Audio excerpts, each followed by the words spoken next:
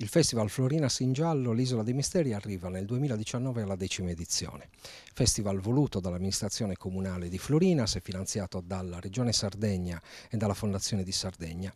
Con i colleghi Elia Cosso e Maria Luisa Perazzona della Sinano di Alghero, con i quali condivido dallo scorso anno la direzione artistica, abbiamo cercato di creare e realizzare un programma che potesse celebrare al meglio un numero tondo così importante come il 10 raggiunto dal festival. Abbiamo cominciato il 6 di luglio grazie alla partnership eccezionale che siamo riusciti a chiudere con il festival L'Isola delle Storie di Gavoi. In quell'appuntamento è stata ospite Rachel Casca, una delle autrici internazionali più apprezzate recentemente, e vedrà oggi invece il 12 di luglio a Florinas il primo appuntamento proprio nel paese in cui si svolgeranno tutti quanti gli eventi. Il protagonista sarà Gavino Zucca che alle 21 di oggi presenterà il suo nuovo romanzo Il delitto di Saccargia, che è in buona parte anche ambientato a Florinas. E ribadisco questo aspetto perché uno dei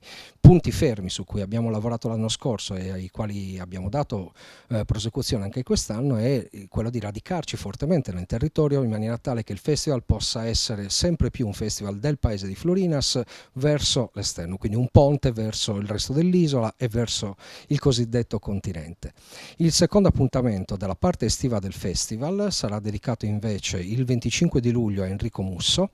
Il 5 di agosto il terzo appuntamento vedrà protagonisti Ciro Auriemma e Renato Troffa, e chiuderanno la parte estiva invece il 10 di agosto Cristina Cassar-Scalia e Giancarlo De Cataldo. Poi il festival si prenderà una pausa e ritornerà il 12 di settembre per 4 giorni consecutivi fino al 15.